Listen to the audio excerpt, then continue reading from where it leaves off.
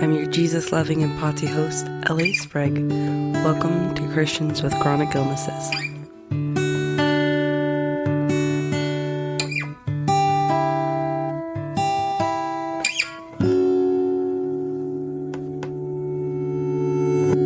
Okay, friends, today we get to talk about our favorite topic, something that all of us dread deep down, even if we don't know it.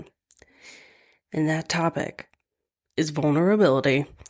Thank you for listening, and welcome to Christians with Chronic Illnesses. We're going to get real together. All right, to prove to you I don't like this topic as much as anybody else, and you might be thinking like, I don't know if I like that topic or not. Doesn't seem like that big of a deal to me. Oh, you'll see. You'll see deep down, hidden in the depths of your heart. You despise it. You don't like it. All right, so to prove to you, I am the same. On my Twitter, Christians with Chronic Illnesses Twitter, I will warn you, it is a wild ride. Like, on my other platforms, it's like serious content. It's really like heart-filled, and sometimes it talks about scripture, and sometimes it talks about being sick, and sometimes it talks about the podcast. Well, my Twitter is like my inside, dark, funny feelings about the podcast. Anyway, I'm not going to plug that per se, but it is there. It is public. It is available. Anyway, so I'm going to read for you guys at least two of the recent posts. So on January 13th, I said, making vulnerable reels is terrifying and feels so attention-seeking, crying emoji. And then on January 6th, I said, posting anything is like walking on eggshells with a rainbow emoji, because it's true. It's so scary, and sometimes you get good comments, sometimes you get rude comments, and the reality is you just gotta go with it, because it's not about people's opinions, it's about being real. So anyway, we're gonna talk about it today, and the inspiration I'm getting this topic from, my Christian counselor. Her name is Chris. Shout out to you, Chris, if you're listening. Hope you are. She gave me some homework, and she said, listen, you're going to go home, and you're going to listen to some videos by Brene Brown. That's all she said. She was just like, go look her up.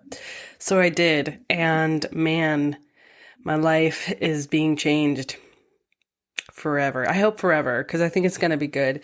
So Brene Brown has this video on YouTube. Actually, I think it's through TED Talk. She has several. She has like podcasts and stuff. I haven't even done like a deep dive into Brene Brown specifically, but man, her speech on vulnerability, magnificent. But the one that I found particularly impactful was called The Price of Invulnerability by Brene Brown.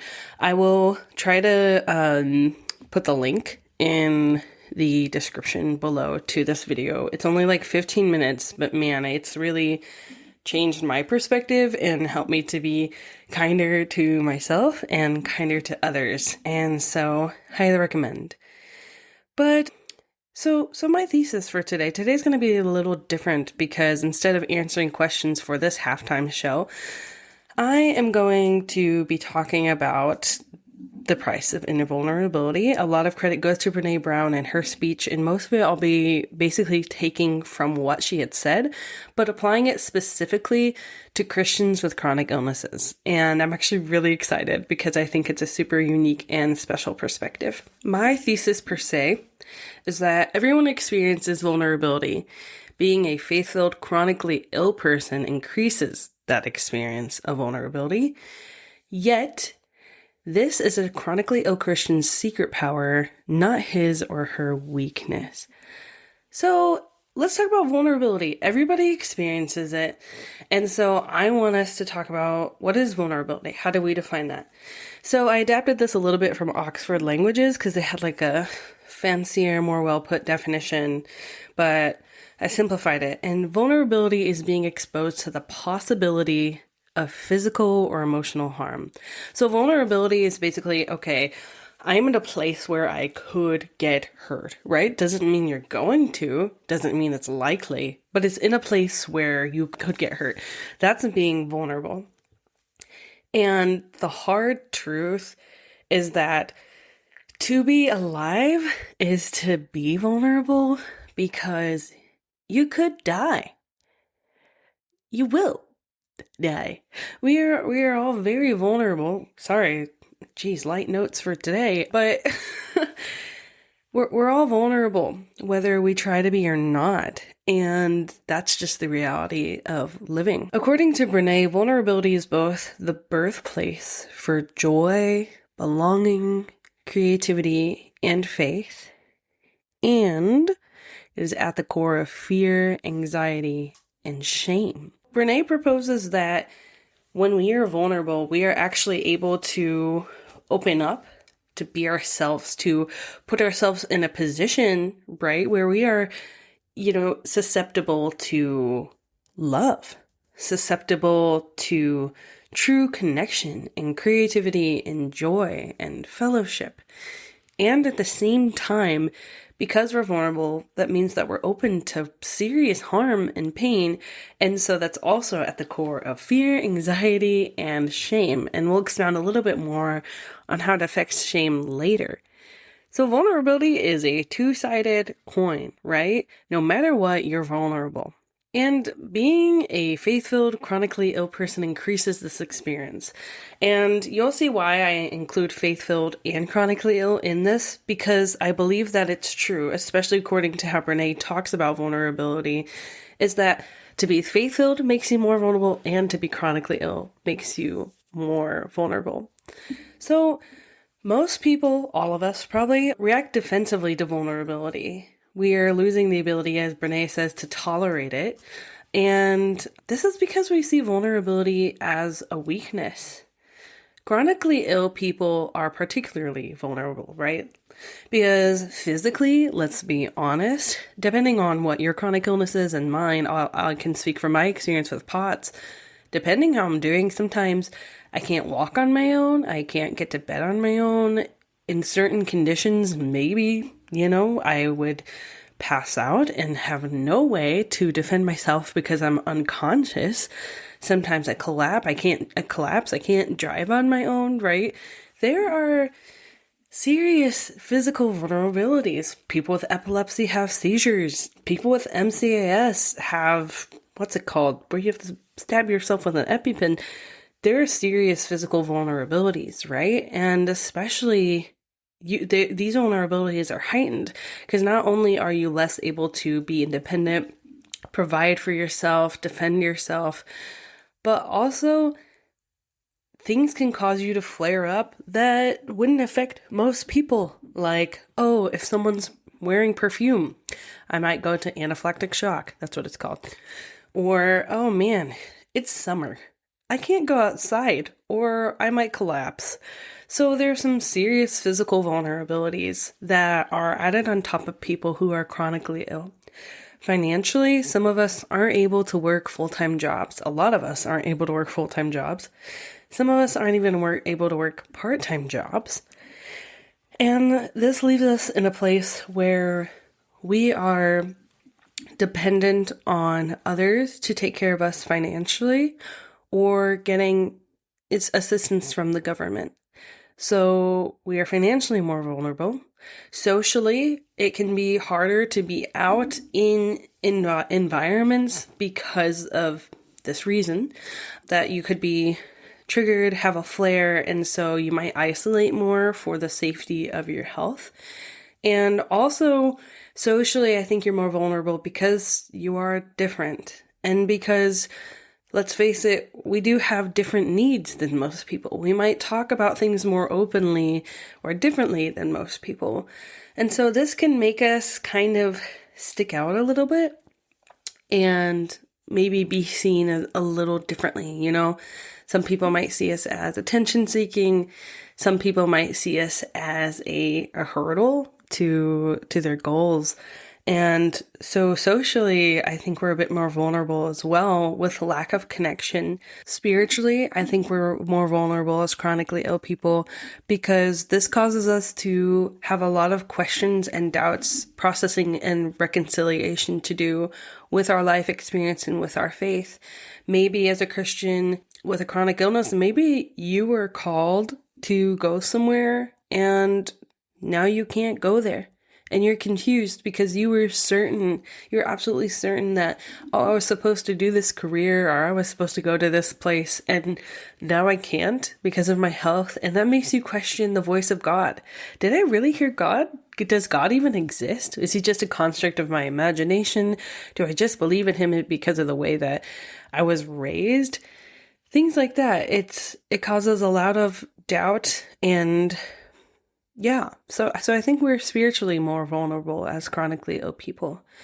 Mentally, some chronic illnesses are mental chronic illnesses like major depressive disorder, anxiety disorder, and many, many other mental disorders. And unfortunately, being chronically ill kind of enhances the probability that you're going to get a mental disorder as well. And, there's also things like brain fog. We can't really think straight. Some medications can cause issues like depression. And so mentally, we're more vulnerable and susceptible as well.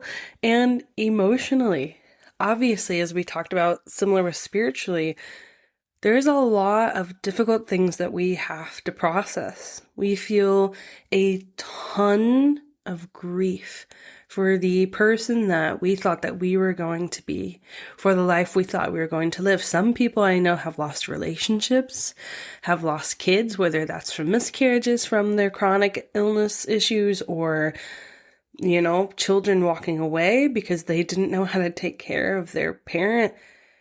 There's some really hard emotional challenges that people who are able-bodied don't have to go through. And that's not at all to say that able-bodied people don't go through things, or that able-bodied people can't have it worse, because you guys absolutely can. And if you're listening, I'm so grateful that you're here. I'm grateful for your willingness to learn and chat about vulnerability. And I hope that this message will also be helpful for you, because like I said, we're all vulnerable. I'm just particularly today talking about how Christians with chronic illnesses are specifically more vulnerable, or susceptible, I guess, to vulnerability, to harm, whatever, than most. So chronically ill people are particularly more vulnerable, as well as faith-filled people. I'm super, super excited to actually talk about how Renee talks about faith and how it equals vulnerability. We'll get there. Socially, if you are a Christian, you are more vulnerable, potentially, right? Because you could fall prey to manipulative leaders who use the Bible, church, religion, the name of Jesus, to come off as these sheep and these delicate leaders who love you, and they end up actually being really harmful people that lied to you and just led you in a way that served them. And so I believe that religious people, faith-filled people, are more vulnerable because they're more open to having leaders that they have, right? Because religion is systematic typically, or always. I don't know. Don't like cancel me. I'm just thinking, religious is typically a system, right? Typically there's a pastor, and obviously in Christianity, we believe that the Holy Spirit indwells us and we have a relationship with God. But I'm just saying that we can be susceptible to manipulative leaders who want to harm us and who can use God's name, which we are very sensitive to because we love God. We're very sensitive to the potential that we could be hurting and disobeying God. So that puts us in a particularly vulnerable place. And also, if you're over-sheltered socially, that could have some consequences, because maybe, you grow up more sheltered religiously in a faith-filled environment, and then you go out in the world and you don't know how to react to everybody else and what they're thinking and saying. And if you're listening and you are sheltered, or people have told you you're sheltered, I'm not at all bashing you or your upbringing. Again, I'm so happy that you're here. It's just, it can put certain challenges and certain constraints around the way that we are able to think and able to relate to others. And so I believe that socially Christians can be a bit more vulnerable. I mean, we also do have an upswing too. We have a certain privilege and power because we have natural connections like at church, right? We have these organizations where we worship God together. And so there are positives to being a Christian. And I think that also, however, has to do with vulnerability, which we're going to get to, is that's kind of the positive side of vulnerability. Sure, you might be in the place where you could be manipulated by leaders, but you're also in a place where you can connect with a lot of good people. Emotionally, Christians are more vulnerable, or faith-filled people if you're not a Christian, because there can be a lot of confusion. We believe in a God who has right and wrong. We want to serve him, we want to honor him, and sometimes in scripture, there are things we don't feel are right or we disagree with, and there's conflict inside of ourselves and with others because of biblical issues, because of our own lifestyles. And so emotionally, there can be a lot of agony regarding faith, deconstruction, belief, all those things.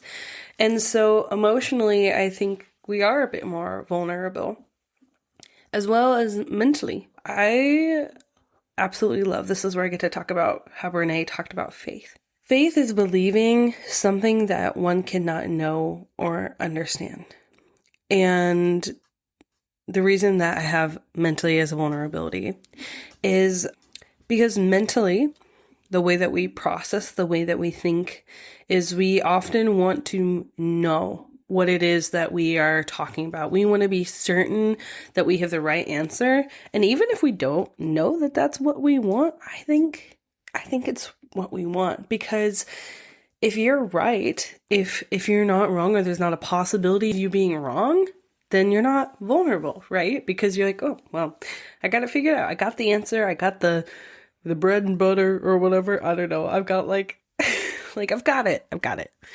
And where we can be more vulnerable mentally is because faith is vulnerability. And I'll explain that a little bit. So Brene talks about how faith is believing in something we cannot know or understand, right? So we can believe God is real. And I personally, right now, believe God is real. That's my belief. I have faith in that. But if you were to ask me if I know that, of course not. Of course not. Because we cannot prove, right, if God is real or not. We cannot scientifically fact check if God is a real person inside of me. And that's okay. That's how it either was designed to be or turned out to be from the fall. I don't know. Either way, the reality is that we can't know that God is who he says he is right now. We can be certain. I don't know that I would recommend being certain per se, but you can be confident. And, there's a reason that when Jesus was talking to Thomas, Jesus said, "Blessed are those who believe and have not seen," right? Because that's what belief is. That's what faith is. It's believing even if you can't understand it. It's having faith even if you don't know it. And so Brene says that faith minus vulnerability equals extremism. Because like I said, we like to jump into this black and white thinking. We like to jump into this is absolutely right, this is absolutely wrong. I know for certain I have the truth. This is quote unquote biblical, right? Because we don't want to be vulnerable. We don't want there to be a chance that we could be wrong. Or that maybe we don't know the truth. We hate having that susceptibility. We're very afraid of that. But what that leads to, if you're not able to have real faith in the potential of being wrong, right, which leaves actual room for faith, if you eliminate the vulnerability, that ends up leading to extremism, that ends up leading to I'm not going to consider that anybody else could be right because I know for a fact that I am. When in reality, no one knows at the end of the day. You can think that you know. You can be certain and confident and positive. But at the end of the day, like, we're just doing our best as humanity to find what is true and what is right. And I believe that God blesses that faith. I believe that God blesses having just a little teeny mustard seed of faith. And that is what he sees as true faith that he will use to move mountains. I believe that God sees true faith as a widow who goes and gives her 2 little copper coins that equal about a penny of faith, just barely existent, hardly there at all. And God takes that sliver of faith and multiplies it and says, this woman has given more than anybody else here. Because faith is believing and being, convicted of or whatever, despite not knowing, but despite possibly not having the facts. And obviously that doesn't mean that you can't do apologetics, you can't try to do research, you can't, it doesn't mean that you should shut out logic, because you shouldn't. The whole point of this is to say that to have true faith is to be humble. To have true faith is to be vulnerable. As Brene said, faith is the vulnerability that flows between the shores of certainty. And I could not agree more. And because of this, because we are faith-filled people, we are Christians, we have a particular vulnerability, right? So if you're chronically ill Christian, chronically ill and a Christian, you got double whammy, bro. And you're human, triple whammy. So yeah, you're vulnerable. I'm vulnerable. We're all vulnerable, and we hate it. And I'll tell you how I know that. Because Brene, she talks about 6 signs that show that we have the incapability of being vulnerable. And I want to talk about this specifically for us Christians with chronic illnesses, because it was convicting for me, and I'm sure it might be for you. So let's go. Number 1, foreboding joy.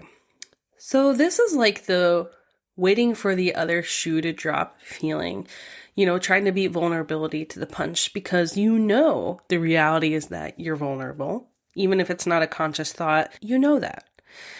And so instead of just allowing that to be fact and living your life, you prepare for it.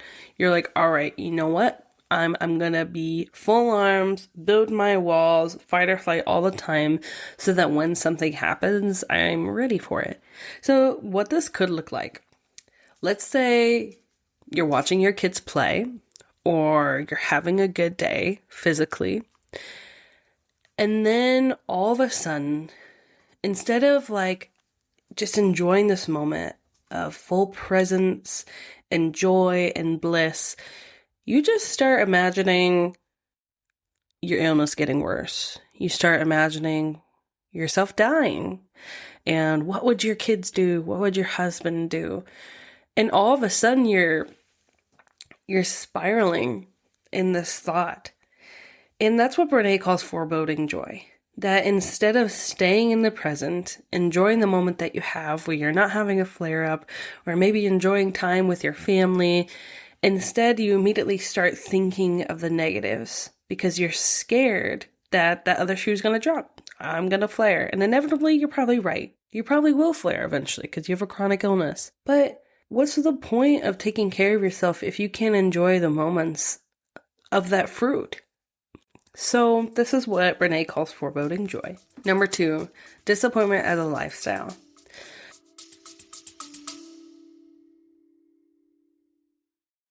Thank you so much for spending your precious time with Christians with chronic illnesses. Your support means more to us than we can even describe. If you have a desire to donate or join a subscription for Christians with chronic illnesses, please see links in the show notes below. So this is living disappointment rather than feeling it. So for an example, maybe it's the doctor telling you, hey, listen, yeah, you're not going to heal from this. It's a chronic illness, right? But you could better, your symptoms or your flares, or at least the frequency of them if you did X, Y, or Z. Or there's even the possibility that you could have your illness go into remission. And instead of taking that as a hopeful, okay, maybe I can do this. Maybe I can make my life better. Maybe I can help myself at least to the extent that I can. Instead, you're just like, whatever. Like, I'm defeated. I have a chronic illness. I am chronically ill. That's what I am. That's who I am. I'm not going to do anything to change it, anything to try to improve. This is my defeat. This is my story. And this is so that you don't have to actually experience the disappointment of your flares and of your lost dreams and of your doubts. Instead, you just live in them all the time. You're just addicted to misery. This is a disappointment as a lifestyle. Number 3 is low-grade disconnection. So you survive, but you're doing it miserably because you have people around you, right? You're not in like total isolation, but you don't have true connection. And so I think for us with chronic illnesses, this can look like never actually letting anyone see us when we are episodic or doubting, because we want to be hyper independent and we don't want people to see us in our weakness, right? We want to come off as the strong, I can take care of myself. I'm not different than any of you. My health isn't different. I'm not different. I'm not unique. I'm normal. I'm capable. And instead of allowing ourselves to be seen as, okay, actually, I do have something a little different about my body. I am chronically ill. I do have a mental health disorder. I do doubt in who God is.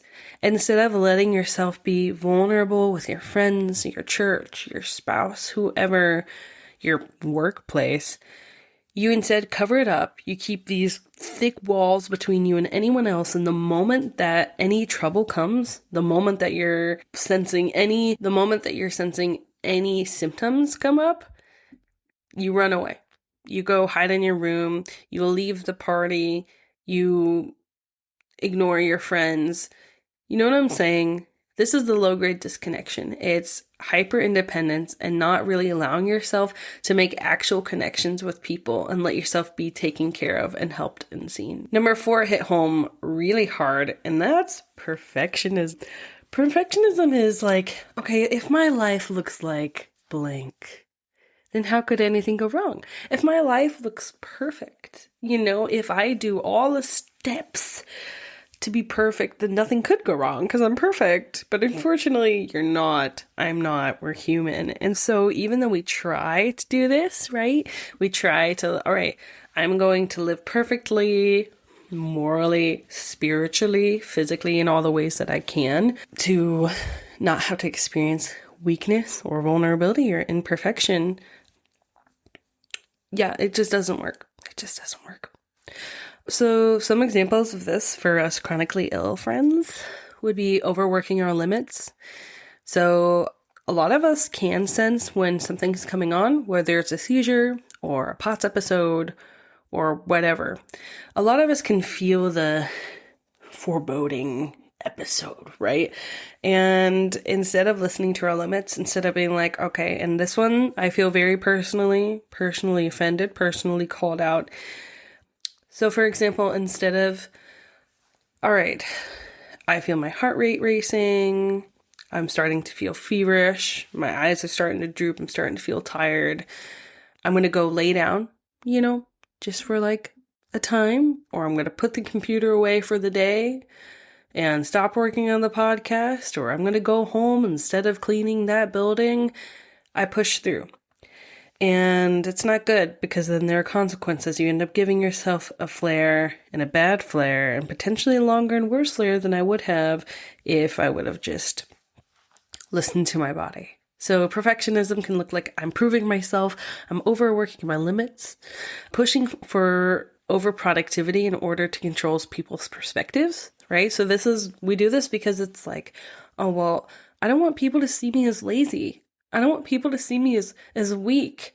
I want to be seen as a good worker. And that's so beautiful that you have that heart, that you want to show people that you're one for the team. You can be productive. You can be a good worker. You want to be, but you're so scared of people's perceptions that you push for that productivity instead of taking care of yourself. And also that places you actually, ironically, in a place to be taken advantage of. So guys, listen, no matter what we're vulnerable, we should just try to do it the right way. Another example of perfectionism could be unrealistic, legalistic behaviors like diets, routines, researching as an attempt to erase an unerasable illness. Because it's like, okay, well, if I research enough, then I'll have all the facts and maybe I'll find a way to be healed. Or if I go to these, there's this church that has these revivals or restorations or whatever. And again, if you're from denominations that do that, no shade to you. But what we often fall into is if I just believe enough, if I just believe in the right way, if I do the right things, if I go to these deliverances, if I have the strictest diet, right? If I eat only certain times of the day, so many ounces, so many different kinds of food, don't eat gluten, don't eat dairy, don't eat red dye, if I exercise this amount every day, stick to this routine, go to bed by this time, wake up by this time, then I will maybe someday just heal myself. Or, I'm gonna, keep working this full-time job that's completely wrecking my body. Because if I just keep pushing through, I'll get better. And the reality is no. Maybe you can help improve your symptoms. I think that we do need, often as chronically ill people, what helps us the most is routine. Right? Is routine, is diet, is exercise, and you should do those things. And goodness, if it's going to give you a flare up not to do those things one day, then do it. Take care of your body. But I think we can get to extreme and almost protect ourselves before the flare happens, right? So it's okay, well, my friends are going out tonight, and if I stay out tonight, then I won't get to my bedtime on time. But then if I don't go, I won't get to be with my friends. I think that if for the sake of perfection, if for the sake of I'm doing everything in my power not to flare, you never get to hang out with your friends, then you probably need to rethink your priorities. Because I think absolutely, if you know that's going to wreck you for the next week and then you're not going to be able to do anything, follow your priorities. Try to work with your friends to where they can do something within your means or just pass on that opportunity. But if you're constantly terrified and forcing yourself in this box to where you never get to do anything, listen, sometimes the flare is worth it. If you're able to tolerate it, if it's not detrimental to your health, sometimes experiencing the pain is worth it for the sake of connection. And that's hard, and that's a sacrifice that I wish we didn't have to make as chronically ill people. But sometimes it's okay. It's okay to let that perfectionism bend just a little bit. Don't be a perfectionist, all right? No matter how much you try to control your body, you can't. This is the curse of man. Yeah, just don't go into extremes with perfectionism. Okay, number 5 is extremism. You guys can tell I think we're impassionate. I'm very passionate about perfectionism and extremism. So extremism is, I think, going back to the faith point, right? So Brene talks about how faith without room for doubt, misunderstanding, or genuine belief is extremism. I'm going to say that again. Faith without room for doubt, misunderstanding, or genuine belief. And I would even add in there disagreement. This is where you know or you are certain instead of where trust and curiosity should be. This is where you're having all the answers. And in faith for chronically ill people, this can look like believe it, receive it mentality, right? Well, you just take these certain scriptures. Well, Jesus healed all these people when he was here. And here's this promise that if you knock, he will answer. All these things. And you just take those, right? You pick those scriptures and you say, all right, this must be absolute legitimate fact. So if I do this, then I will be healed. That's extremism. Another extreme could be that miracles don't happen anymore. I'm not going to pray for a miracle. I'm not going to believe in a miracle. That was absolutely only for the times that Jesus was here and the apostles. And I think it's all right. If that's generally your belief is that generally they don't happen anymore, whatever, say lovey. But if you are absolutely it's not going to happen. I think that's another form of extremism just on the other side. Another form of extremism that I'm very passionate about is that I cannot doubt, I cannot disagree with God or the Bible in my pain. I believe that this is extremism because I believe that Jesus has faith for our humanity. And the reason that we fall into extremism, again, as I talked about earlier, is because we don't want to be wrong. We don't want there to be room that we are wrong. And I think it's very subconscious. But again, faith is allowing that possibility. And number 6 is when we numb our emotions. And we try to numb, our negative emotions, right? We're like, I don't want to feel this grief. I don't want to grieve that I'm going through chronic illness right now. I don't want to grieve that I'll never heal again. I don't want to grieve that my childhood, most of my adulthood, whatever, was taken from me. I don't want to grieve that I can't have a kid. I don't want to grieve that I can't drive. I can't have a job. I don't want to think about it. So I'm going to numb this pain by distracting ourselves, whatever. And as Brene said, she said, we are so busy that the truth of our lives can't catch up, right? We deny symptoms and illnesses, fill ourselves with distractions, and sometimes that causes us to plateau on our wellness journey. Because as Brene talks about, the reality is that we cannot choose which emotions that we numb. We may try to only numb sadness, grief, anger, agony, but the reality is that when we do that, we are also silencing and numbing joy, contentment, happiness, love, all those things. And the result of these 6 things, guys, as you'd probably guess, discontentment. We are never present. We're never enjoying the present. The inability to experience the genuine joy that God has made available to us, because we are always waiting for the other shoe to drop. Disconnections and lack of intimacy. We don't let other people help us in our weakness. And so the parts where our hearts are most raw and open, we don't allow to be seen or touched by anyone. Shame. This is another one that hits me hard. Because of the perfectionist aspect, when we mess up on anything, we shame ourselves. And I think the reason that we do this is because, if I shame myself, right?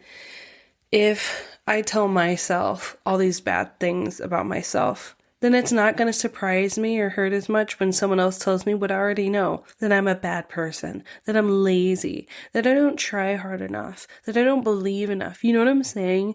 We tell ourselves these things so that if and when other people say them to us, we're like, yep, I already know that. Like, doesn't hurt as much. And that's just not good. Not good. We have the inability to practice full, authentic, honest faith in God.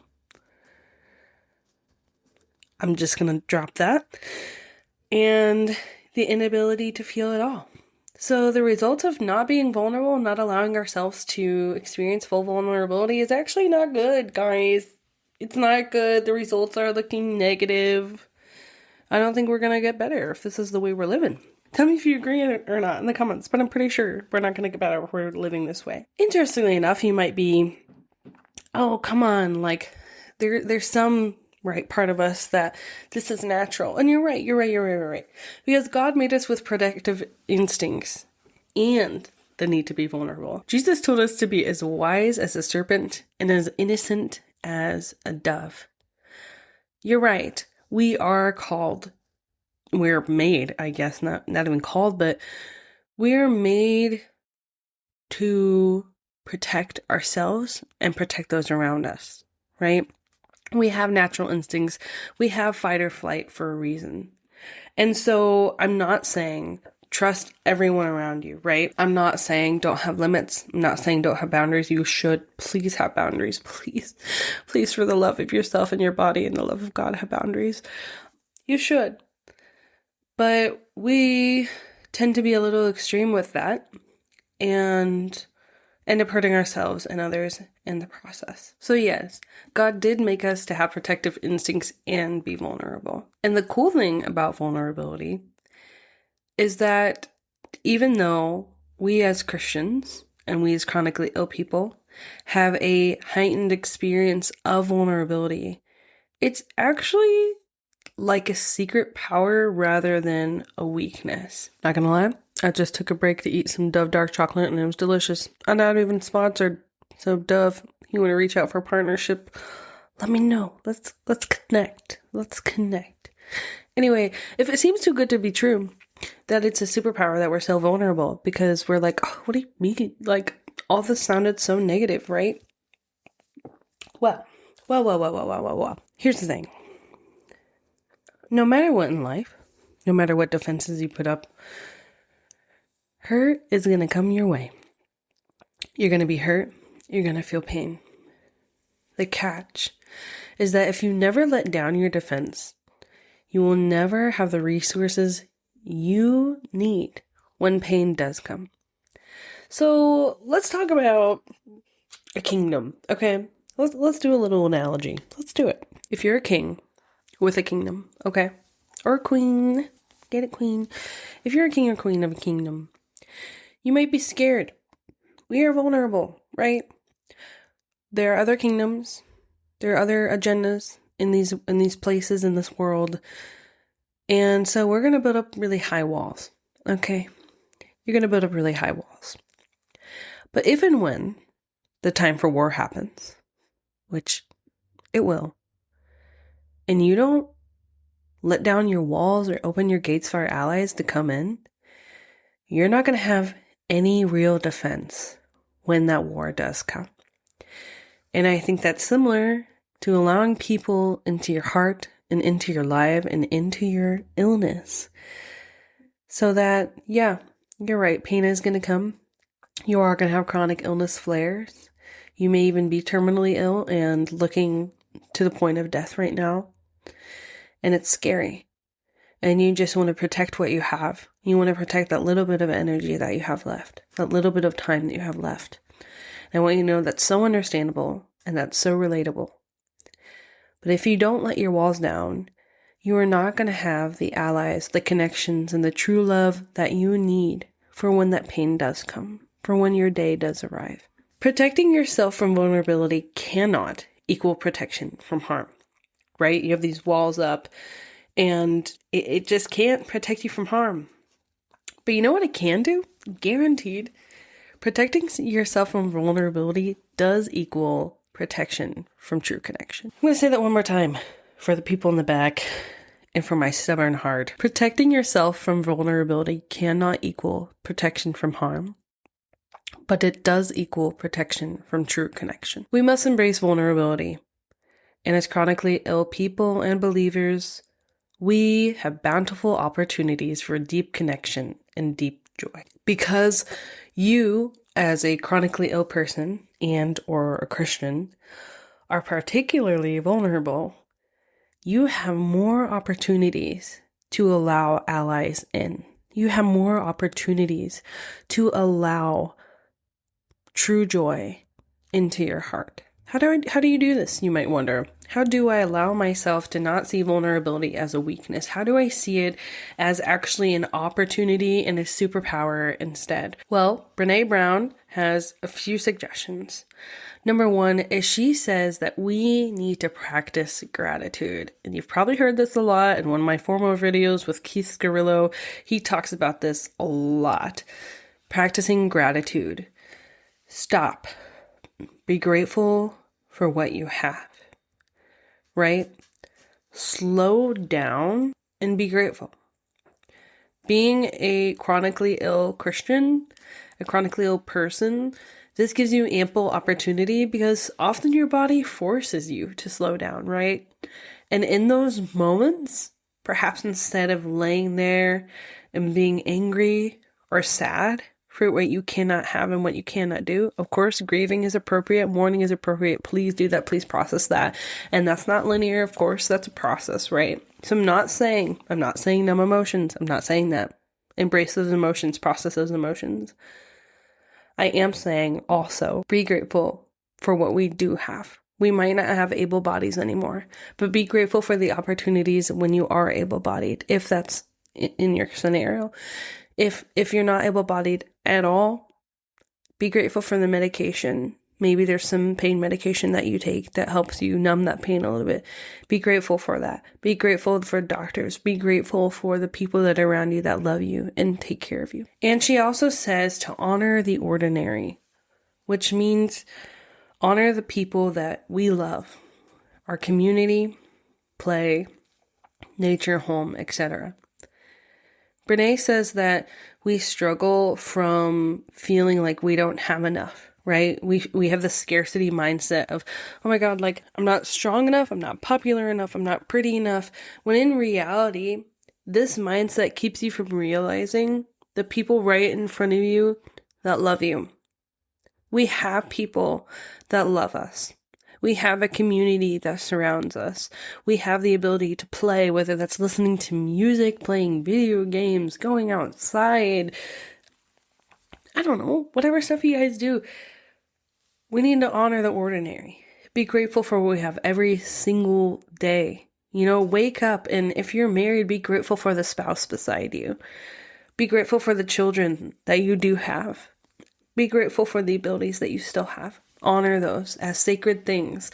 And know that maybe someday in the past, you were aiming for the life that you have now. Honor the ordinary. And as she said, slow down. Stop being afraid that you're missing these things. See what's right in front of you. You're about to receive a few recommendations for how to take good advantage of vulnerability. And as you're listening, I don't know if you're driving, if you're working, whatever. I encourage you just to find one. Take one piece of advice. Take one thing that you could do today to improve your situation, your vulnerable situation. Okay. Number 1. Practice contentment. When you're in a flare, for example, don't despise that you're forced to rest. When you're well, don't obsess with overprotecting yourself from a flare.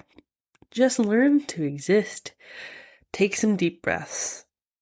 Identify at least one pleasant physical sense. So, for example, let's say I'm out with my husband and I start to feel episodic, right? Maybe I'm starting to crash and things are starting to darken or whatever. Instead of being upset or frustrated with my body, let's say I'm like really overwhelmed by this and I don't even know how I could possibly be thankful in that moment. Take some deep breaths and think of one thing in your senses, right? Let's see if I can get all the senses. Sight, sound, smell, taste, touch. Think of one of those that is pleasant and be grateful for it. And just exist in that moment. So that's number 1. Practice contentment. Number 2, hope. Look for events or people to look forward to, right? It can be hard if you're stuck at home most of the time, but try to make plans. Try to create a life that you are looking forward to living. Search for ways to improve physically, mentally, and spiritually. It can be easy just to give up. Just say, all right, this is it. This is the chronic illness I have. This is the life that I'm living. But do research. Look into the ways that you could improve your symptom, improve your experience. Number 3, and this is again one that calls me out a lot, allow awkwardness. Don't hide when you have a flare-up if you can help it, if it's not detrimental to your health, right? Talk about your illness as normal, as needed, and don't overthink it. Let people help you. Be honest about how you feel and what you need. You do not have to hide yourself away. You don't have to overthink, oh my God, if I talk about this, then I'm just like trying to gain attention. And on the opposite side, don't obsess over it. Obviously, please don't make it your identity, but allow for awkwardness. Sometimes I've been at church or small group, whatever. I'll lay down on the floor with my feet on a chair in front of everyone. Awkward, but it's okay. What's so bad about that? I'm still working on this one, guys. Allow awkwardness. Express your needs. Talk about your chronic illness. It's part of you. It's part of your experience. It's okay to talk about. Grace. Don't be disappointed in your body when it cannot do things. Have a treat every now and again if it's not detrimental to your health. Accept your limits. Redirect your values. So basically, don't hate yourself for what you can't control about your body. Don't do it. I know it can be disappointing when you wanted to do something and you can't, when you wanted to be there for someone and you couldn't. I know it can be heartbreaking. I know that loss of dreams can be frustrating and humiliating. I get that. But remember that this wasn't your choice. This wasn't your choice. And if it wasn't your choice, then why do you need to shame yourself? Give yourself some grace. Accept what your body is telling you and treat yourself every now and again if you can. Redirect your values. In other words, instead of putting your purpose and your meaning in what you do, your career, how you produce, redirect your values and realize that you are valuable and loved just because you are human, because God made you, because other people love you. Okay, redirect your values. It's not about what you do, it's about who you are. Be faith-filled. And this means allowing yourself to doubt, allow yourself to disagree, allow yourself to not understand. Float in the middle ground. Know that God has mercy on your humanness. One thing I wanted to expound on is how belief and vulnerability actually connect. So I think it's kind of cool because according to Brene, in order to find fullness of life, you have to be vulnerable, right? You have to live in this potential of hurt and uncertainty and pain, but that's just the potential.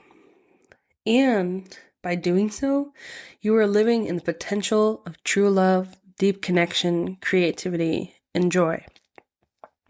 I find it interesting and so cool that God tells us in order to have eternal life, we must believe in Him.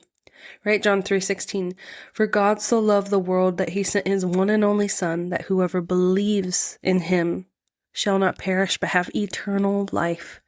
And I think it's really cool that God made us to be vulnerable. God made us to believe in Him, and that is to be in relationship with Him, to believe in Him. And that gives us eternal life. And I believe that correlation of being vulnerable and believing and getting true, abundant, full life connects so flawlessly. Feel your emotions and find ways to cope healthily. Go to therapy, confide in trustworthy church members, do research, find shows, books, podcasts, etc. that validate your experience and challenge you, journal to God, etc. Whatever it is, find a way that you can fully feel your emotions and healthily cope with them. As a result of doing these things, these helping coping techniques of being truly vulnerable and taking advantage of that opportunity, you will have the resources and connections you need when harm does come. You may experience true faith, and you will become a more kind person to the person of God that you were made to be. In other words, you'll be nicer to yourself. Okay, nicer to yourself and nicer to others. So, I hope you hear this. Everyone experiences vulnerability. Okay, that's what it is to be alive. Being a faith-filled, chronically ill person increases that experience. Yet, this is a chronically ill Christian's secret power, not his/her weakness. As a person, vulnerability is inevitable. We can make most of it and steer this experience to our advantage to embrace true connection, creativity, self-acceptance, joy, and faith. And as a chronically ill Christian, these opportunities are exceedingly abundant. We're vulnerable all the time. May we steward our time, relationships, and reactions in a faith-filled, wise, and fruitful manner. For the sake of God's name, our loved one, and ourselves, may we be vulnerable in grace. Thanks so much for listening.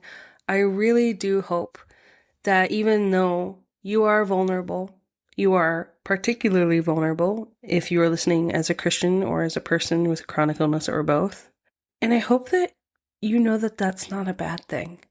I hope that by listening to this, you realize that you can take that vulnerability, that potential for harm, and turn that into a potential for beauty, true connection, and true faithfulness. I think our lives will improve, guys. I think that, like, if we actually do this, if we actually let people in, if we actually are kind to ourselves and gracious despite what we go through, I think we'll be better for it. I think we'll have truer connection with those around us, truer connection with our body and our spirit and with God. So let's be vulnerable in grace. Be kind to ourselves. Okay. I love you.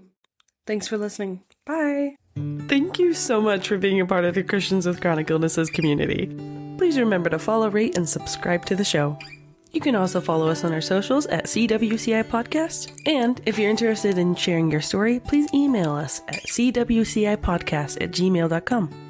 If you are interested in contributing to the production of Christians with Chronic Illnesses, please see the show notes below for subscriptions starting as low as $1 a month, or email us for a more direct way to give. This show is hosted and produced by Ellie Sprague, and our incredible logo, thumbnail, and overall CWCI artist is Brianna Middleton. This show is intended for entertainment and encouragement purposes only. Please talk to your doctor before trying anything you hear on this show. Until next Monday. I present to you The Supernatural Case of an Accidental Time Traveler by my husband, Paul J. Trumba. It's a super interesting book. I'm not even much of a reader, but I read through this thing pretty easily. It's pretty large print, and it's about 500 pages. You can find it on Amazon. It's about Lou Barrett, who suddenly finds himself in, like, London in the 1800s. He has no idea how he got there, and he goes on to form a really hilarious and cute relationship with a witch, a wizard, and a brawler, and they go on to fight supernatural evils together. I highly recommend. It's definitely for mature readers, but it's a really good book, and you can find it on Amazon. Again, that's The Supernatural Case of an Accidental Time Traveler by Paul J. Trumba.